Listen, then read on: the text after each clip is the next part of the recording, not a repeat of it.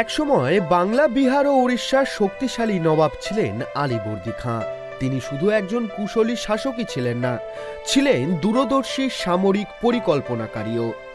বর্গী আক্রমণের রক্তাক্ত দিনগুলিতে যখন বাংলার মাটিতে আগুন জ্বলছিল, তখন তিনি প্রতিরোধের কৌশল হিসেবে রাজ্যের বিভিন্ন গুরুত্বপূর্ণ স্থানে নির্মাণ করেন ওয়াচ টাওয়ার।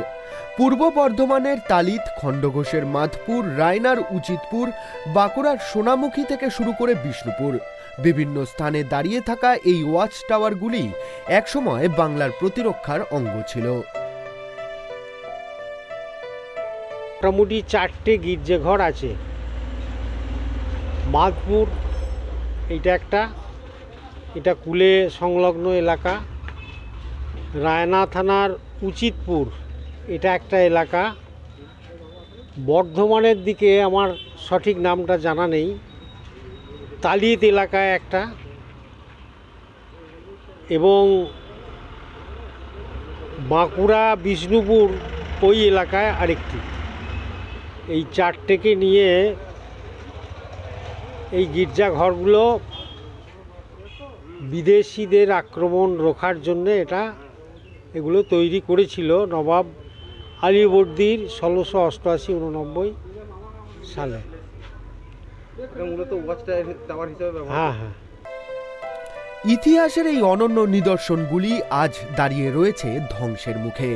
বহু বছর ধরে অযত্ন আর অবহেলায় জীর্ণ হয়ে পড়েছে একসময়ের শক্তিশালী প্রতিরক্ষা কাঠামো।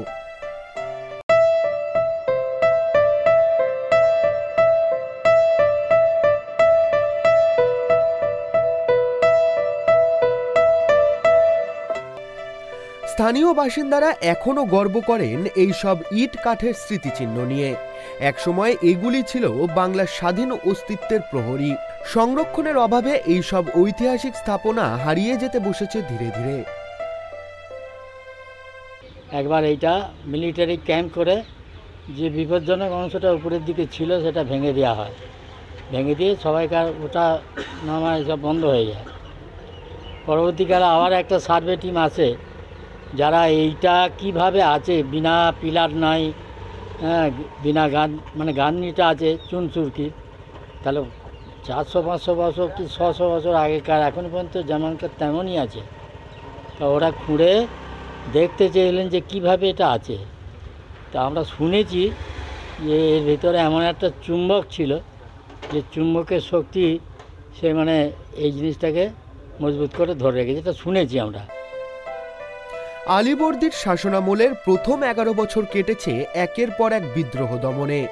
মারাঠা বর্গীদের লাগাতার আক্রমণে বাংলা হয়ে উঠেছিল এক বিধ্বস্ত জনপদ। সেই সময় তিনি রাজ্যের সেই সব এলাকাগুলিতে পর্যবেক্ষণ টাওয়ার নির্মাণের নির্দেশ দেন, যেখান থেকে শত্রুর গতিবিধি নজরে রাখা যায় এবং দ্রুত প্রতিরোধ গড়ে তোলা সম্ভব হয়। 1751 সালে মারাঠাদের সঙ্গে শান্তি চুক্তির পর তিনি যুদ্ধবিধ্বস্ত বাংলার পুনর্গঠনে মনোনিবেশ করেন। কৃষকদের উৎসাহিত করা, জনপদ পুনর্নির্মাণ, শস্য উৎপাদন বৃদ্ধির মতো নানান উদ্যোগ তিনি গ্রহণ করেছিলেন।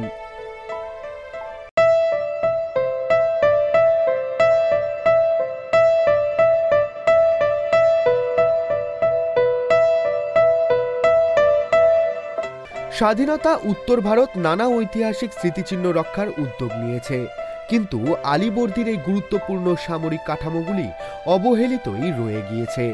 এই ওয়াচ টাওয়ারগুলি কেবল ইট পাথরের স্তূপ নয়, বরং বাংলার বর্গী হানা প্রতিরোধের এক জীবন্ত ইতিহাস।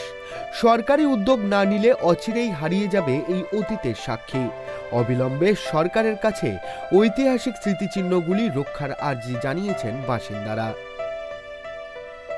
চাই যে এটা যদি সংস্কার করে এখানে কোনো কিছু পার্কের মতো হতো, তাহলে এখানে একটা দর্শনীয় স্থান, ওখানে মায়ের মন্দির আছে হিন্দুদের, আর এইরকম একটা বিরাট দিঘি, এখানে জলাশয়ে শীতকালে অনেক পাখি আসে, দেখতে একটা ভালো বাহার হয়, সৌন্দর্যটা বাড়ে।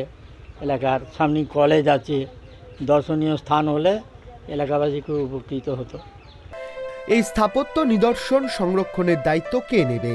প্রত্নতত্ত্ব বিভাগ নাকি স্থানীয় প্রশাসন? একদিন যেগুলি ছিল বাংলার রক্ষা কবচ, সেগুলি কি কালের গর্ভে বিলীন হয়ে যাবে? নাকি শেষ মুহূর্তে এগিয়ে আসবে সংরক্ষণের হাত? দ্রুত বয়ে যাচ্ছে সময়। ধ্বংসসীমার কিনারায় দাঁড়িয়ে রয়েছে আলীবর্দীর দূরদর্শিতার সাক্ষী ওয়াচ টাওয়ারগুলি। এখনই পদক্ষেপ না নিলে হয়তো আর কিছুদিন পর শুধুই ইতিহাসের পাতায় খুঁজতে হবে বাংলার প্রতিরক্ষা দুর্গের গল্প। পূর্ব বর্ধমান থেকে কল্যাণ দত্তর রিপোর্ট, ট্রাইব টিভি বাংলা।